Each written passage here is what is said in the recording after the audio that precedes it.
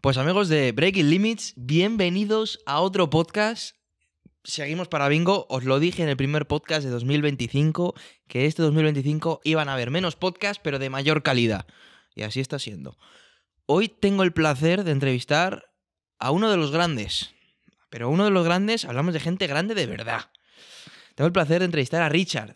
Hola, muy buenas, ¿qué tal? ¿Cómo estamos? ¿Cómo estás? ¿Todo bien? Muy bien, encantado de estar aquí un ratito charlando, compartiendo contigo y con la audiencia, a ver si tenemos una conversación que les aporte y que sea interesante. Amigos, antes de seguir con el podcast, os quiero informar que nuestro invitado Richard Gracia os ha dejado la oportunidad de aprender sobre trading y finanzas en su club El Método Rico, en el que vais a obtener más de 70 horas de contenido grabado, vais a tener una mentoría 1 a 1 con una persona que os va a estar guiando durante este trayecto, vais a tener acceso ilimitado a todo el contenido, vais a tener sesiones grupales con Richard y, lo más importante, vais a obtener un 100% de vuestra inversión. Es decir, que os firman mediante un contrato que, si no recuperáis el dinero después de esta formación, os devuelven vuestro dinero. Yo no me lo pensaría, así que tenéis el link en la descripción de este podcast y nos vemos en el próximo podcast. Disfrutad de este episodio. Chao. Si quieres, haz una breve presentación de quién eres y a qué te dedicas para aquellos que no te conozcan bien y entramos a... Bueno, pues ahora la mayoría de la gente me conoce por el libro, ¿no? Y por lo que estoy haciendo más de divulgación con el Método Rico, que es el nombre de la academia y el nombre del libro, ¿no? Que hemos vendido decenas de miles de copias. Pero yo vengo más de la parte corporate. Yo he estado trabajando más yo he sido director general de Cabify en Valencia, he estado trabajando en empresas internacionales que cotizan en el Nasdaq como First Solar, por ejemplo. O sea que he emprendido bastante, he estado en lanzadera. Entonces yo tengo una parte muy importante de emprendedor, empresario, como lo quieras llamar, aunque es verdad que estos últimos años la gente me conoce más por mi faceta de inversor y por la parte un poco de divulgación, que es lo que estoy haciendo ahora sobre todo con la academia. Bien, vamos a los inicios. Hablas de inversión, de finanzas y demás. Yo quiero saber en qué momento de tu vida dices, esto es lo mío, a esto me quiero dedicar. Ha habido varios momentos. Yo creo que de pequeño jugando al Monopoly, parece una broma, pero es verdad, a mí yo ya fantaseaba con la idea. Mi juego favorito era el Monopoly, me encantaba y decía, ostras, ¿cómo molaría poder hacer esto en la vida real? Lo que pasa es que en ese momento para mí era algo imposible. Mis padres no, evidentemente no habían invertido nunca en este tipo de cosas, vengo de una familia humilde y era algo utópico. Pero en cuanto empecé a trabajar, ya sí que empecé con una consultora de estrategia y la verdad es que tuve suerte, a ver, me lo ocurre también, obviamente, ¿no? Estudié mucho y tal, pero conseguí un buen trabajo que me pagaba bastante bien. Y encima tuve la suerte también de que en los primeros meses me mandaron fuera a trabajar a Perú y estuve trabajando fuera e iba a gastos pagados. Entonces prácticamente el 100% de la nómina me lo ahorraba. Y yo empecé a acumular dinero rápidamente y dije, ostras, hay que hacer algo con esto. Y me formé, investigué, me leí el típico libro Padre Rico, Padre Pobre y ya empecé a tomarme en serio el tema de la inversión, pero súper joven, con 20 y algo, en cuanto empecé a trabajar. ¿Por qué crees que... esta es la pregunta, se la hago siempre a todas las personas que se dedican al tema de finanzas y demás. ¿Por qué crees que la gente tiene miedo a invertir? Y no tiene miedo a tener el dinero en una cuenta de banco que se lo come la inflación. Por desconocimiento y porque tenemos una serie de patrones mentales y de creencias que nos han grabado a fuego de pequeños, ¿no? Por ejemplo, mucha gente dirá, ostras, es que invertir es peligroso. Y eso en realidad es una falacia. Eso no es cierto. Invertir no es peligroso. El invertir sin saber cómo invertir, o el invertir sin tener conocimiento, o el invertir en estafas, o el invertir en cosas que no tienen ningún sentido, puede ser arriesgado. Pero el no invertir, como tú decías, también es arriesgado. De hecho, el no invertir te garantiza una pérdida de aproximadamente el 3% al año durante los próximos X años, ¿no? Sin embargo, si inviertes con un mínimo de criterio, puedes no solo compensar esa pérdida, sino ganar dinero de manera, diría yo, casi asegurada, ¿no? Entonces el problema es un desconocimiento y una serie de cosas que nos han hecho creer que son totalmente falsas. Pero yo creo que además eso viene de educación, ¿no? Siempre a la gente se le ha educado, perdón de la palabra, a ser borregos, ¿no? Yo hoy estaba grabando un vídeo para redes sociales en el que decía que la gente como que sigue la corriente, ¿no? No, es que a mí me han dicho, ya, pero igual te tienes que informar un poco más, ¿no? Es verdad que para aquel que no conoce bien el tema de la inversión, puede darle un poco de miedo el tema de... Y es lógico, y es coherente, ¿eh? Y sensato. Y aquí yo te hago la pregunta, ¿cuál es la mejor inversión? Y otra cosa, evidentemente la palabra inversión no lo lleva implícita, pero no garantiza nada. Y por supuesto pueden venir pérdidas, que eso es lo que a la gente realmente le da miedo. Claro. A ver, mira, la pregunta de cuál es la mejor inversión, yo siempre suelo hacer el símil con que tú imagínate que tengo una caja de herramientas y me dices, ¿cuál es la mejor herramienta? Y te diría, pues depende. ¿Qué quieres hacer? ¿Vas a clavar un clavo? Pues un martillo. ¿Vas a atornillarlo? Pues un destornillador, ¿no? Pues con las inversiones es lo mismo. ¿Cuál es la mejor inversión? La respuesta real, inteligente, y si alguien te dice otra cosa, te está intentando vender una moto como una casa, es depende.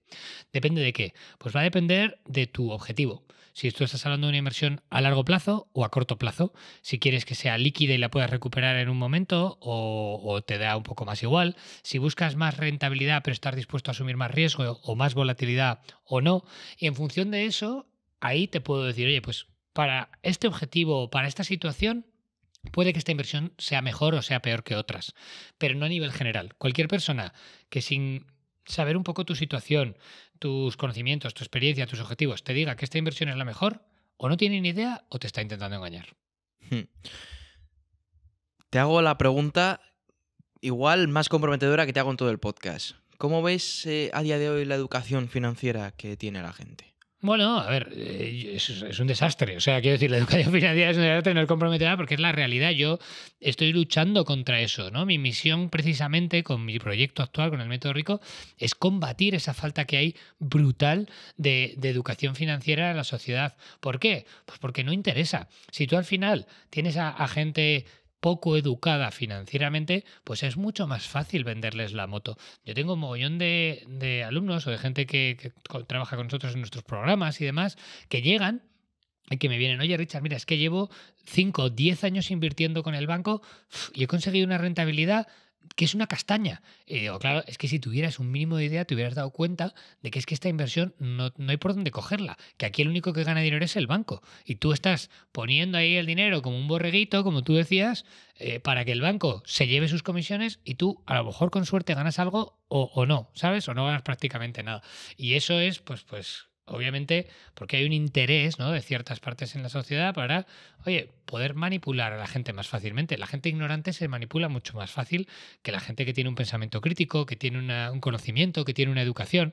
Y por eso, pues no hay interés en que la gente tenga educación financiera. ¿Y cómo podemos combatir eso?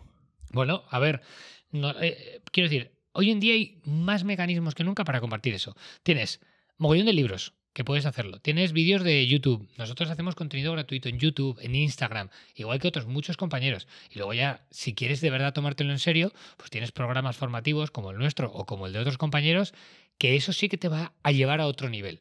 Pero claro, tienes que asumir que es tu deber o tu responsabilidad el formarte, porque no te va a formar nadie en eso. Es como algo que no interesa, entonces o te lo buscas tú y te lo formas tú, o no va a suceder. A mí es algo que siempre me ha llamado la atención. Es decir, jolín, en la educación escolar te enseñan de todo, menos cosas de este tipo que son importantes para que no te estafe, entre comillas, el gobierno, ¿no? Porque dice, o sea, al final pagas tantísimos impuestos y dices, no, pero si es que si los pagas es porque los ganas. Y la gente lo acepta, ¿eh? La gente lo acepta, pero porque han comprado una serie de discursos, ¿vale? O sea, yo, por ejemplo, he vivido en varios países. Yo he estado 6 meses en Perú, estuve 3 años en Escocia, 3 años en Alemania, ahora estoy en Andorra y conozco diferentes modelos, diferentes sistemas, ¿vale? Y, por ejemplo, en Estonia, por decirte otro, en Estonia todos los impuestos es un 20%. En Andorra el máximo es el 10%. Y claro, y en Andorra resulta que tú vas allí y también hay educación, y también hay colegios, y también hay carreteras. Entonces, la milonga que nos venden es que hace falta muchísimos impuestos para cubrir unas cosas básicas que más o menos todos podemos estar de acuerdo en que está bien que haya una serie de servicios básicos, ¿no? Hay gente que prefiere que haya más y hay gente que prefiere que haya menos. Pero donde lo que estamos viendo es que llevamos 40 años en los que los impuestos no paran de subir y tampoco es que significativamente ahora tengamos muchísimo mejores colegios, muchísimas mejores carreteras, muchísimos mejores hospitales, ¿no? Y eso es un poco el problema. Y ahí es donde viene lo que dices tú. ¿A ti te enseñan de fiscalidad o de impuestos en el colegio? No. Y sin embargo estás obligado a pagarlo. ¿Y por qué nadie te lo enseña? Porque no interesa. Porque no interesa, obviamente. Si tú, a ti también te podrían enseñar cómo optimizar tus impuestos y nadie te enseña eso. Nadie te dice, oye, nadie se sienta contigo, ni te explica, ni te enseña a hacer la declaración de la renta, ¿no? Ni te enseña, oye, qué estructuras fiscales puedes utilizar para pagar menos impuestos legalmente, ¿no? Tampoco te explican cuáles subvenciones hay. Ese tipo de cosas no interesa. La educación financiera tampoco.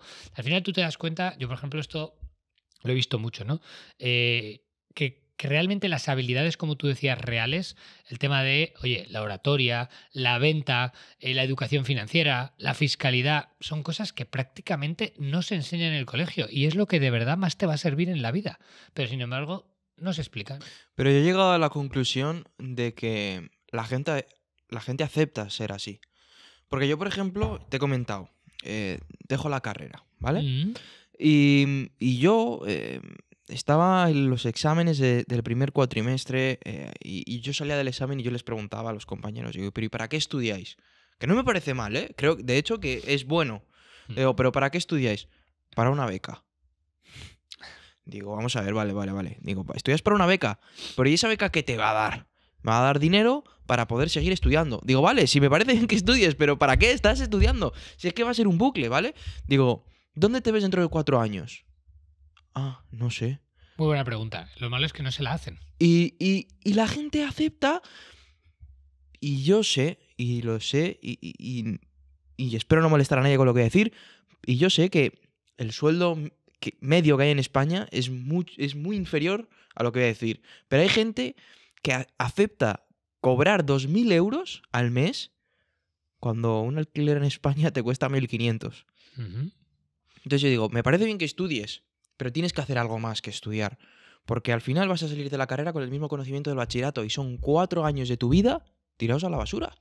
A ver, es verdad que va a depender de la carrera, ¿eh? También yo ahí, por ejemplo, no soy, digamos, extremadamente crítico con todas las carreras No, eso universitarias. está claro. Porque, por ejemplo, si tú quieres estudiar medicina o si quieres dedicarte a medicina, pues puede tener sentido. Hay ciertas excepciones. Exacto. Hay ciertas carreras, ¿no?, en las que son más profesionales o vocacionales y que probablemente tenga sentido. Pero luego es verdad que hoy en día, estos últimos años para aquí, ¿no?, a lo mejor los últimos 10, 15 años, se han inventado casi un montón de carreras que no tienen ningún sentido y que además estudiar ese tipo de carreras puede tener muchísimas menos salidas profesionales y te va a preparar muchísimo peor que hacerte a lo mejor formaciones no regladas, más pequeñas pero más específicas y mucho más prácticas y aplicables, ¿no? Un FP. Un FP o incluso en tema de marketing, ¿no? Yo, por ejemplo, conozco bastante porque llevo muchos años emprendiendo y sé bastante de marketing y lo que te enseñan en marketing y comunicación en la universidad está súper obsoleto, son cosas genéricas y sin embargo hay cursos muy buenos o formaciones muy buenas de marketing que te pueden hacer en 6 meses o en 12 meses convertirte en un profesional bastante bueno y competente comparativamente con los 4 años de la universidad, ¿no? Y luego a partir de ahí, como tú dices, ya empiezas a trabajar, que es lo que te va a dar realmente esa recorrido, esa experiencia, esa profesionalidad que casi ninguna formación solo teórica te lo va a dar. Yo hay días que me pregunto realmente. Yo acepto que la gente se acepte a sí misma y que no quieran, bueno, pues o progresar o que se conformen con lo que hay. Pero es que esto también es educación financiera. Es decir, si tú estás cobrando 2.500 euros al mes, que ya, o sea, me he ido lejos, ¿eh? Porque la gente en España no está cobrando esto. Desgraciadamente. 2.500 con un alquiler de 1.200, 1.500 euros. Luego que tienes que comer y pagar luz, gas, coche. No te quedas con nada ya. No ahorras. Llegas a una jubilación sin dinero. Yo ahí digo, pero la gente realmente... Es que cuando yo digo, ¿dónde te ves dentro de 4 años? La gente me dice, pero esa pregunta no tiene sentido. Porque, ¿qué más da cómo me vea yo dentro de 4 años? Es que es incómodo hacerse ese tipo de preguntas, ¿no? Eso es lo que pasa, que yo creo que hay una falta de responsabilidad y que la sociedad está ahora en un modo, en general, no todo el mundo, hay excepciones por supuesto, Obviamente. pero en un modo muy victimista y muy de, oye, pues lo que me pase, lo que suceda, que me cuiden, que me den la paguita, qué tal, en lugar de tomar sobre todo responsabilidad y responsabilizarse uno mismo y decir, oye, yo que, como tú dices, ¿dónde me veo yo dentro de 4 años o dentro de 5 o dentro de 10? ¿Y qué tengo que hacer para llegar ahí, ¿no? Que obviamente la sociedad es como es, los salarios están como están, pero pues hay gente que toma decisiones diferentes y toma caminos diferentes. Tú, por ejemplo, pues has decidido, ¿no?, dejar la universidad. Estás con el podcast, quieres apostar fuerte por esto, pues seguramente esto, si eres constante, te llevará mucho más lejos que a lo mejor otra gente que simplemente se deja llevar, ¿no? Y es más incómodo y a lo mejor al principio es más duro y pasas a lo mejor unos meses en los que pues tienes poco dinero o lo que sea, pero esa incomodidad es parte del proceso y eso es lo que la mayoría de la gente no está dispuesto a asumir. Cualquiera que haya emprendido lo sabe. Yo hace poco bromeaba con alguien y decía, creo que deberían poner como 9 o 12 meses de emprendimiento obligatorio como si fuera la nueva mili y que todo el mundo debiera emprender durante 6, 9 o 12 meses para saber lo que es, ¿no? Y para saber lo que se siente, y creo que la mentalidad de mucha gente cambiaría. Hombre, y otra cosa también es cierta, que no todo el mundo puede ser emprendedor, no todo el mundo vale para eso, o sea, eso es un hecho. O sea, hay gente que tú la ves y dices, No, pero cambiaría la perspectiva de que de cómo ves ciertas cosas. Yo te lo digo porque me ha pasado, ¿no? Por ejemplo, mi chica, ella ha trabajado bastante por cuenta ajena y ahora ella trabaja conmigo en la empresa, es parte de la empresa, y claro, y ahora ella ve pues ciertas conversaciones o ciertas actitudes, ¿no?, que tienen a veces pues la gente del equipo, los empleados, desde otra perspectiva. Porque claro, cuando tú eres el empleado es muy fácil quejarse de ciertas cosas o imaginarse que, yo qué sé, que el jefe está nadando en billetes y que, oye, pues que la empresa va de lujo y a ti te pagan una mierda, ¿no? Pero claro, tú cuando estás gestionando el dinero de la empresa y ves, ostras, es que hay que pagar el IVA, hay que pagar impuestos de sociedades, hay que pagar no sé qué, hay que pagar las tasas, los seguros, tal, y dices, ostras, que hemos facturado X y al final tampoco queda tanto para repartir, ¿no? Cambia mucho la perspectiva y por eso digo de que a veces sería muy bueno que todo el mundo pasase por ese rol durante un tiempo, porque te aseguro que les cambiaría la perspectiva. Entenderían mucho mejor que, jolín, que a veces no es que el jefe sea un cabronazo y le guste pagar una mierda, sino que es que hay muchos gastos y hay muchas cosas "Mm, que a veces hay que afrontar. Y también las noches sin dormir, la presión, el se estrés. pasa mal". Claro, que si Y tú... eso que mi emprendimiento no es el más duro, ¿eh? Pero se pasa mal. Pero claro, pues y cuando ya tienes una serie de gastos fijos, porque tienes equipo, tienes personal, tienes gente que depende de ti, todo eso es responsabilidad tuya, pues hombre, dices, si hago esto, por lo menos es para ganar bien. No voy a hacer todo este trabajo, todo este follón para ganar 1.000 euros, ¿no? No, eso está claro. Eso está claro. ¿Qué consejos se le puede dar a los jóvenes para que tengan una mayor educación financiera? Porque otra cosa, y me incluyo, aquí ya sí que me tengo que incluir, es que cuando uno gana dinero, tiene no esa necesidad, pero como que tiene más impulso de gastar, Sí, totalmente. ¿vale? Porque yo, por ejemplo, cuando termino de trabajar en verano, veo la cuenta y ha crecido bastante.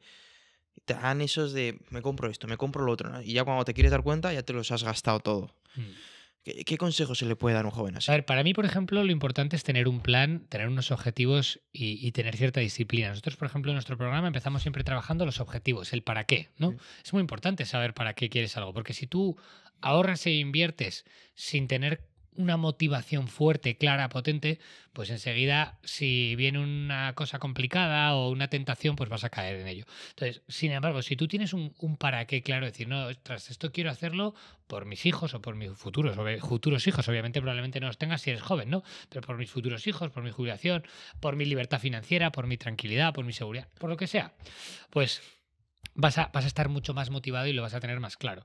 Luego, aparte de eso, también es importante tener sistemas, procesos, mecanismos y que no todo dependa de tu disciplina. Esto es, por ejemplo, como ir al gimnasio, ¿vale? Yo, por ejemplo, soy bastante de ir al gimnasio desde hace años y soy muy constante. ¿Y por qué soy constante? Pues porque al final no fallo ningún día. O sea, es decir, pues oye, yo voy al gimnasio todos los días. ¿Cuándo es difícil ir al gimnasio? Cuando un día vas, 2 no, luego otro sí, luego 4 no, luego 2 sí, y así es muy difícil. Sin embargo, si tú coges y dices, no, mira, yo todos los días de tal hora a tal hora voy al gimnasio. Pues con el ahorro es lo mismo. ¿Qué trabajamos nosotros y qué proponemos nosotros? Utilizar el preahorro. Que es decir, oye, de todo el dinero que entre en mi cuenta, yo voy a coger un 20% y me lo voy a llevar a otra cuenta, la cuenta de inversión. Y ese dinero no se va a tocar más que para inversiones. Luego el resto, obviamente, si hago más dinero, pues me podré gastar más. Y si hago menos, pues me podré gastar menos, ¿no? Pero como que eso, conforme entras, lo retiras. Y ya te lo quitas de en medio y te quitas la tentación. Porque si tú ves que el dinero está ahí en la cuenta, es que te está llamando. Eso es normal y es fácil caer en la tentación. Pero si ese dinero haces que desaparezca y lo empiezas a invertir y lo metes ahí en la reinversión, pues entonces es mucho menos tentador y es más probable que seas constante. Si yo no he aplicado eso, pero al final lo que he aplicado es dinero que me entra, lo mando a la cuenta de mis padres. Vale, Y ya, es parecido, quiero sí, decir. sí, lo mando ahí. Lo que pasa es que ahí no tienes al final las inversiones, pues estás invirtiendo, ¿no? Ahí está el dinero parado, No ¿no? tienes el interés compuesto. Al final, claro, digamos que para mí hay dos claves y parece muy sencillo, extremadamente sencillo, pero es que es así. Hay dos claves para hacerlo bien con el dinero, más o menos, ¿vale? Pero simplificando al máximo es, primero, lo que te he dicho del ahorro, decir, oye, gasta menos de lo que ganas, consigue ahorrar por lo menos un 20%, si puedes, ¿vale? Si puedes más, mejor. Y si por lo que sea de verdad estás muy, muy apurado, pero que ya digo, la mayoría de gente en mi experiencia debería poder ahorrar un 15-20%, eso, retíralo y no te lo gastes. Primer paso, ahorra. ¿Vale? Ahorrar, pero no el ahorrar para tenerlo parado. Y aquí es donde viene el segundo paso. El segundo paso es invierte. Normalmente tienes que tener un fondo de emergencia de 3-6 meses, ¿vale? De emergencias para, oye, en caso de tener un imprevisto, no tener que tirar de las inversiones porque a lo mejor lo tienes invertido y no te interesa sacarlo. Tienes eso primero y una vez que tienes eso, oblígate a invertir, ¿vale? Pero oblígate, oye, ¿en qué voy a invertir este mes? Y tu obligación como inversor, no como inversor profesional, como inversor particular, es encontrar cuál es la mejor oportunidad para tu dinero. Que luego, ojo, hay opciones súper sencillas y automáticas que se puede automatizar al 100%. Tú puedes coger una cartera indexada, ¿sabes lo que es? No tengo ni idea. Vale, una cartera indexada es una cartera automática que invierte en un montón de acciones. En un montón, bueno, ¿vale? Sí, yo tengo eso. Pues, y es totalmente automatizado y tú coges y pones 100 euros y se reparte entre las 100 o 500 acciones que haya en tu cartera. De esa manera, pues tú estás diversificando muchísimo y no te tienes que preocupar si Telefónica lo hace mejor o Santander lo hace mejor o Google o Iberdrola o Apple. ¿Por qué? Porque como estás en todas, pues en general, en promedio, si la economía va bien, pues a todas les va a ir bien. Habrá momentos que suban y que bajen, no es perfecto, pero es una manera que está estadísticamente demostrado que es súper fácil invertir y súper automatizado. Entonces, no hay por qué hacerlo complicado. De hecho, ya te digo, esto es una de las cosas que también pasa, ¿no? Que la gente se piensa que esto es algo súper difícil y místico y que no, tío, cualquiera puede hacerlo, pero necesitas ese pequeño conocimiento para poder dar el paso. Ahora vamos a entrar en un tema ya que... A ver la gente cómo reacciona a esto. Has estado en diferentes podcasts. No he querido caer en la tentación de vérmelos porque quería que fuese un podcast natural. Pero quiero hacerte preguntas que a mí me llaman mucho la atención. Vamos a ello. La política. Uh-huh. ¿Cómo afecta la política? Yo estoy alucinando porque ya te digo, cada vez me interesa más el tema de las inversiones. Yo tengo, ya te he enseñado antes ahí mis fondos de inversión y tal.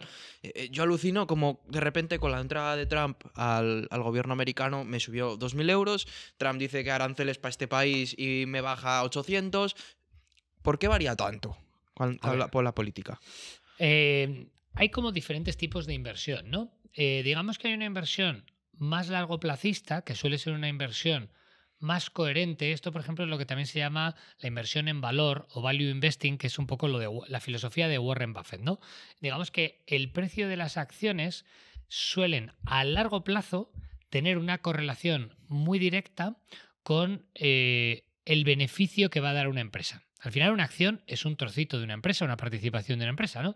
Entonces, si una empresa cada vez es más rentable y aumenta sus beneficios, a medio o largo plazo el precio de esa acción va a tender a crecer. Porque es lógico, ¿no? Si tú al final dices, oye, mira, yo invierto, imagínate, en la panadería de mi barrio y compro una acción de la panadería de mi barrio. Si a esa panadería le va bien y cada vez hace más dinero, pues mi acción, mi participación de esa panadería va a valer más. ¿Vale? Y la podría luego vender a otra persona por más dinero. Si le va mal, pues va a valer menos, y si va muy mal y cierra, pues valdrá cero, ¿vale? Esto es lo que pasa con las acciones. A medio o largo plazo. Pero luego, en el corto plazo, está el análisis más técnico, no tanto el fundamental, que es el que estábamos hablando antes a largo plazo, sino el análisis más técnico, que es el que utilizan más los traders.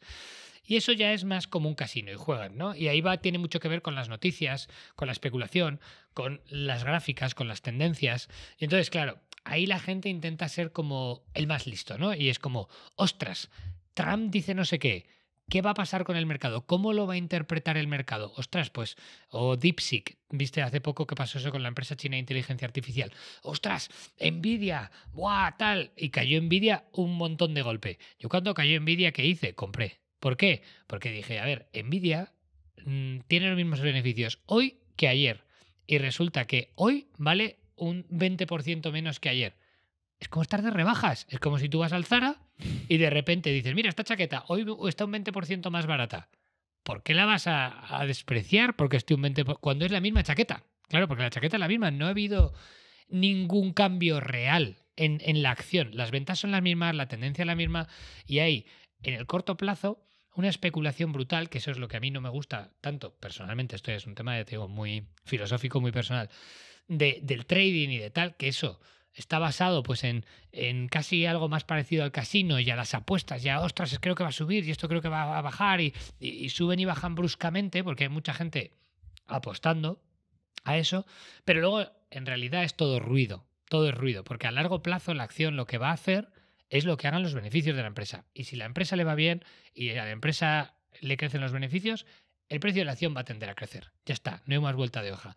Pero de nuevo, en el corto plazo hay mucho ruido, hay mucha confusión y la gente que no entiende esto, pues se pone muy nerviosa y comete errores y vende cuando no toca o compra cuando no toca, pero porque miran en horizontes muy cortos. Si mirasen en un horizonte más largo, verían que el precio de la acción a largo plazo, si la empresa es buena, obviamente, va a subir.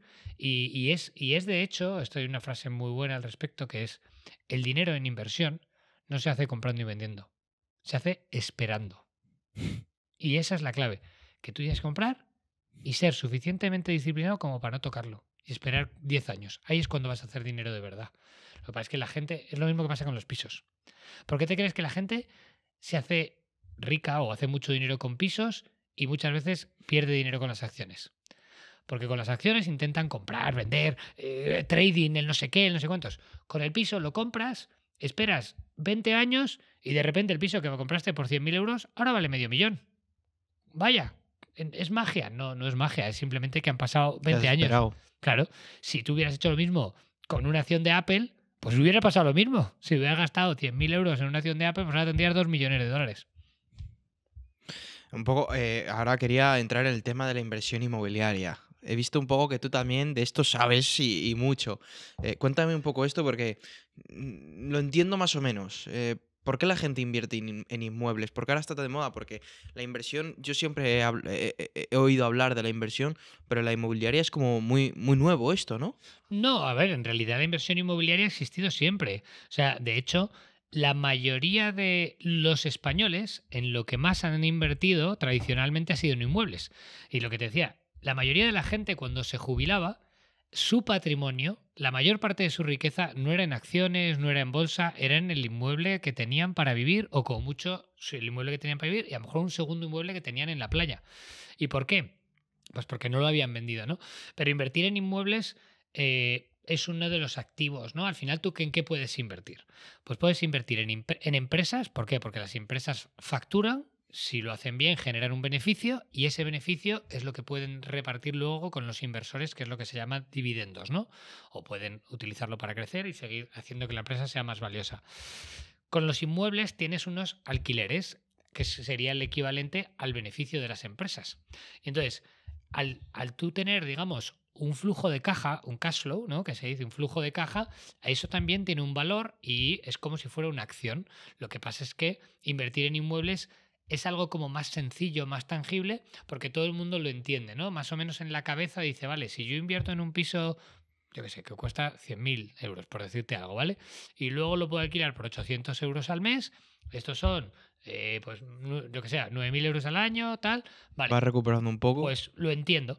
Con una empresa es lo mismo. Lo que pasa es que con la empresa hay más factores y el análisis es más complejo. Oye, ¿cuánto vale esta empresa? Hay que saber un poco de finanzas, ¿no? De finanzas, en este caso más de empresa, no de finanzas personales, y la gente no lo entiende. Pero precisamente para mí esos dos son los dos modelos clásicos. Luego tienes otro tipo de inversión en oro, en Bitcoin, que también son otro tipo de activos. Pero, por ejemplo, el oro y el Bitcoin no generan flujos de caja. Las empresas generan ingresos y beneficios. Los inmuebles generan alquileres, pero el oro no genera nada y el Bitcoin no genera nada. Entonces, por eso también es otro tipo de inversión diferente. Eso te iba a preguntar, ¿qué opinas sobre el Bitcoin? A mí el Bitcoin me parece que cada vez se está consolidando más como un activo real, ¿no? En el que ya el sistema financiero tradicional, los bancos, los gobiernos, las instituciones, las reservas federales lo están adoptando. Entonces, desde luego, esto va a tener implicaciones, digamos, a nivel de que cada vez es más seguro invertir en Bitcoin, cada vez es más improbable que el Bitcoin desaparezca o se vaya a cero o pierda valor, ¿vale? Pero también va a hacer que sea menos volátil y menos rentable. El Bitcoin cada vez va a tender a tener crecimientos más moderados. ¿Por qué? Porque cuando había mucha especulación y mucha gente entrando, mucha gente saliendo, pues se podía o hacer mucho dinero o perder mucho dinero. Yo creo que esto se va a ir aplanando y cada vez se va a parecer más pues a la bolsa. Va a seguir siendo un activo relativamente volátil, pero y seguramente durante los próximos 10 años todavía tendrá buenas rentabilidades, puede que incluso mejor que el promedio de la bolsa, pero creo que cada vez va a ir tendiendo a ser menos rentable. No vamos a ver las locuras de rentabilidades que se vieron en el pasado. No, yo en lo de diciembre no lo entendía. O sea, yo dije, ¿pero qué hacen $100.000 esto? O sea, fue bastante loco eso. A ver, en realidad este año era el que todavía era un poco previsible y se esperaba, ¿no? Yo, de hecho, por ejemplo, entré en Bitcoin más o menos fuerte en agosto de 2023 o septiembre de 2023, creo que fue, cuando estaba en 20 y pico mil. ¿Por qué? Pues porque ya se veía que estaba empezando a calentarse un poquito el mercado y que iba a tender a subir. Y lo que se esperaba es que este bull run pues, superase los 100.000. O sea, si tú más o menos conocías el mercado, no era tan raro. Pero hay que estar un poquito informado, ¿no? En ese aspecto. Y la gente que llevábamos más tiempo siguiendo esto, pues, como te comento, ya muchos entramos antes de la primera subida gorda que hizo hasta 40, 50, 60.000. Y luego, por supuesto, antes de esta segunda subida que hizo hasta 90, 108.000, ¿no? Que ha subido. Y de los meme coins y estas cosas, ¿qué opinión te merece? Porque podemos ver que un líder político metió la pata hace poco y bien metida, como por ejemplo Milei. ¿Qué opinas de todo esto, de todo este revuelo? Al final, yo creo que lo que pasa con los políticos buenos, porque yo a Milei le considero buen político, lo que pasa es que esto es como cuando tienes... No tengo el placer de tener pareja ahora, gracias a Dios. Es como cuando haces 99 acciones bien y una mal. La gente se queda con la mala. Pues eso va a pasar siempre, ¿no? Me refiero un poco por partes. Respecto a los meme coins en general, yo creo que es un grandísimo error la mayoría de la gente que invierta en eso. ¿Por qué? Porque eso es como apostar, como ir al casino. Ahí casi prácticamente para mí eso no es ninguna inversión. Es una inversión en la que si eres de los primeros y estás informado, con suerte vas a ganar algo de dinero. Ahí cómo funciona esto, ¿vale? Normalmente el creador del meme coin es el que va a ganar dinero seguro, porque ellos se quedan con una gran parte de los tokens, venden el resto a un montón de gente que los primeros con suerte hacen dinero y en un momento dado empiezan a vender el fundador, el que controla realmente el cotarro y con suerte algunos de los que llevan ahí desde el principio y han podido entrar barato y pueden vender más o menos caro y saliendo con un cierto beneficio, pero el resto de la gente que ha ido entrando por el camino, todos van a perder dinero. Entonces es un juego no de suma cero, es un juego de suma negativa. Es un juego en el que unos pocos van a hacer dinero seguro, alguno con suerte hará algo y la inmensa mayoría va a perder dinero. Entonces los meme coins en general para mí... Como el de Trump que Sí, hubo en las elecciones. es lo que quiero decir. Y para mí, y esto lo comentaba el otro día también con pues, un par de compañeros, ¿no? Así también serios y reputados del sector, y nos parece pues que se han equivocado en este caso tanto Trump como Milei con el tema de los meme coins, con el Trump coin, con el Melania coin y ahora con lo de Libra, ¿no? Que ha pasado. ¿Por qué? Pues porque no están haciendo un favor ni al sector cripto, ni al liberalismo, ni al capitalismo, porque como tú dices, van a utilizar la excusa esa de, oye, han hecho esto para tirar por tierra todo lo demás que puedan hacer, bueno o malo, pero que al final te van a juzgar Te por tachan esa por eso. acción, ¿no? Y ahí yo creo personalmente que es un error. Pero bueno, que evidentemente, pues, yo qué sé, ¿qué vas a decir, no? Estos son líderes, son personas muy importantes, pues supongo que tendrán sus razones o sus criterios para hacerlo, o bueno, simplemente se han equivocado. Yo ahora te quiero hacer una pregunta personal para mí, en el sentido de, como te he dicho antes, he dejado la carrera. Bueno, este curso ya sí que lo voy a terminar, pero el año que viene no sigo. Decir, ¿qué consejo a nivel financiero me puedes dar ahora que entro, podríamos decir, en el mundo laboral? Ujú. Vale, pues hay varias cosas. Lo primero es que aspires a más y que no te conformes, ¿vale? O sea, yo, por ejemplo, cuando empecé mi carrera profesional, y yo lo hice al principio trabajando por cuenta ajena, yo tenía muy claro que mi objetivo era ir ganando cada vez más dinero. Y, por ejemplo, al principio, como no quería conformarme con ser ingeniero, estuve buscando alternativas y opciones. Y las alternativas y opciones existen, lo único que a veces no están ahí, ¿vale? Y descubrí una profesión que se llamaba consultoría de estrategia.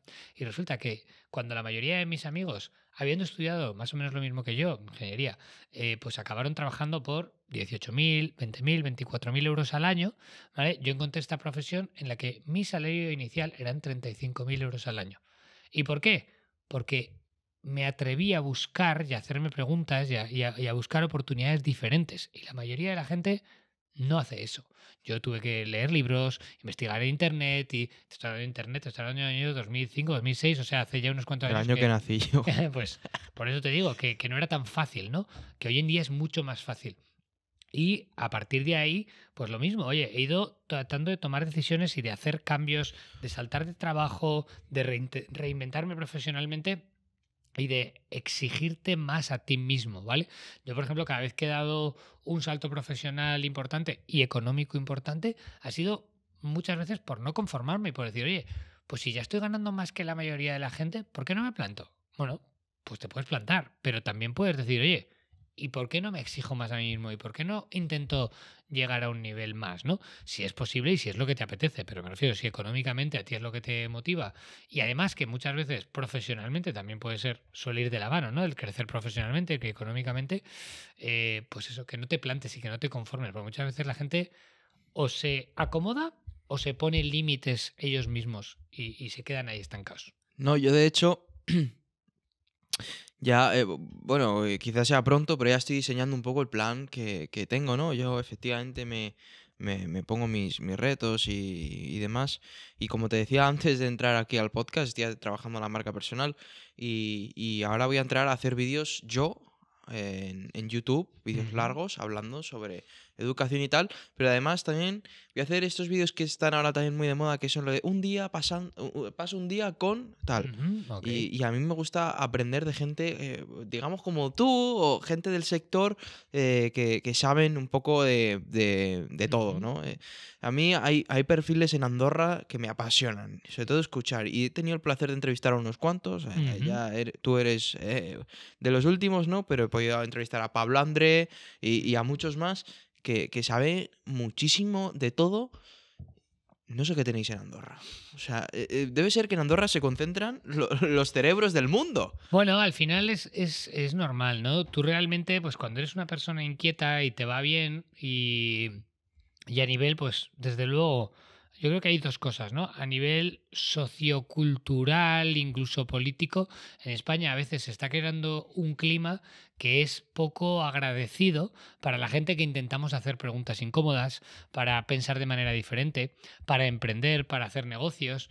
Y claro, si tú al final aquí te sientes poco querido, poco apoyado, poco motivado, pues te planteas irte, ¿no? Y si luego además se junta con el hecho de que obviamente fiscalmente, pues al final España es un expolio fiscal, quiero decir, al final, si tú haces bien las cuentas, lo que pasa es que la mayoría de gente, como no tiene educación financiera, no sabe hacerla, la mayoría de gente paga entre un 40 y muchos y un 50 y algo por ciento en impuestos, y si ya ganas un poquito más, eso ya se va al 60 o al 70% de lo que ganas en impuestos. Claro, lo que pasa es que la gente piensa que no es así. Pero si tú de verdad haces los números y piensas el IRPF, la seguridad social, el IVA, el IBI, el impuesto de sociedades, el impuesto de donaciones, el impuesto de sucesiones, las tasas de basuras... Hoy, antes de entrar al podcast, he entrado, como he dicho, en el Instagram de Richard. Esto no sé si lo podremos enfocar mejor o no. Y déjame que lea, porque esto es justo lo que estabas diciendo. Que dice Richard, recientemente un estudio ha calculado cuánto cuesta el sueño español en 2025. 2.375.856 euros. La jubilación, 267.000. Tener un coche nuevo, 156.000. Una boda, 23.000. Yo de las bodas ahora no entiendo qué valen. O sea, es una cosa loca. 2 hijos y sus estudios, 670.000. Vivienda en propiedad, 915.000 euros. Mascota, otros 15.000. Aquí estamos metiendo cosas de gente que o sea, porque tener hijos en España también... Al final cualquier cosa es un gasto, lo que pasa es que como lo pagas a lo largo de tantos años, parece que no es tanto dinero. Pero es que en realidad es muchísimo dinero el coste de la vida hoy en día. Es que cuesta todo muchísimo dinero y lo que te digo, ¿y tú cuánto tiempo vas a tener que pagar tu casa? Pues muchos años. ¿Cuántos coches vas a necesitar a lo largo de tu vida? Pues probablemente 4 o 5 coches. Y claro, si cada coche te cuesta 30.000 o 20.000, depende de lo que tú quieras, pero claro, es que tienes que multiplicarlo por 5. Yo cuando he visto esos números he flipado. Digo, no puede ser tan caro vivir en España hoy en día. Pero es que si cada vez hay más cosas que pagar en España, ¿qué dices? Sí, por eso es tan importante que la gente se gestione bien financieramente. Y haga la formación de Richard. la mía o otra, si al final es lo que yo digo, o sea, mi misión de verdad es ayudar a la gente a que tenga mayor educación financiera. Obviamente yo tengo el programa que con el mayor cariño y desde toda mi experiencia he podido diseñar el mejor que he sabido crear, pero bueno, hay otras alternativas perfectamente válidas, ¿vale? Ahí cada uno que elija, pero lo que sí que animo a la gente es que no se quede parado, que no se conforme, lo que te decía antes, que no te quedes en esa actitud de víctima de, ostras, esto es que es súper complicado, es que es una mierda, es que España, es que no... Bueno, sí, hay muchos esques, pero tú con todos esos esques, ¿qué haces? ¿Qué haces tú, no? Oye, pues yo me voy a formar, yo voy a reinventarme para conseguir un trabajo mejor, voy a... lo que sea. Pero tú haz dentro de tu ámbito de actuación, dentro de tus decisiones, pues haz lo que tú puedas hacer para cambiar tu vida y mejorar tu vida. No te quedes ahí plantado, ¿no? Totalmente. Y ahora te hago la pregunta que le hago a todo el mundo ahora, que bueno, inicios, estamos ya a mediados de febrero, casi finales, porque febrero es muy corto. Objetivo 2025.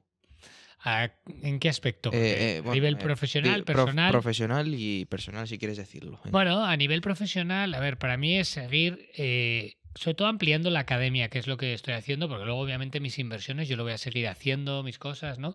Pero para mí el objetivo es ampliar la academia para llegar a más gente, ¿vale? O sea, yo ahora... De verdad que esto lo hago porque se ha convertido en mi propósito de vida. Es lo que a mí me encanta cuando yo tengo mis sesiones con los alumnos, porque yo sigo participando en las sesiones grupales con los alumnos y demás, y hablamos sobre sus planes, sobre sus inversiones, sobre lo que quieren hacer, sus objetivos y demás.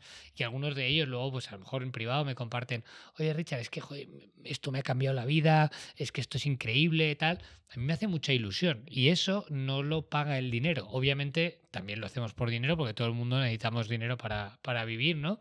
Y demás.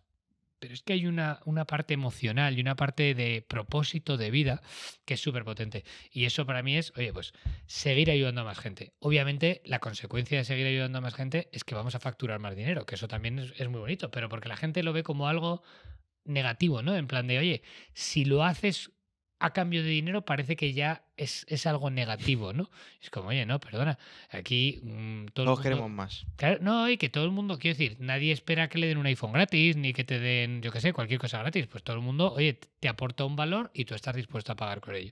Pues en el caso de la formación es igual, nosotros encantados de ayudar a más gente y si además eso a nosotros nos repercute en más dinero, que es normalmente como suele pasar, pues obviamente pues mejor para todos, ¿no? Pues sí, pues sí. ¿Algo más que quieras añadir en el podcast, Richard? Nada, yo espero que esto le sirva a la gente y yo sobre todo animo a la gente a que se anime a hacer cosas, a no conformarse, a romper sus límites también, ¿no? Al final, a aspirar a más. Break limits. Exacto, entonces al final es un poco esa clave, ¿no? Decir, oye, de verdad, tomar responsabilidad.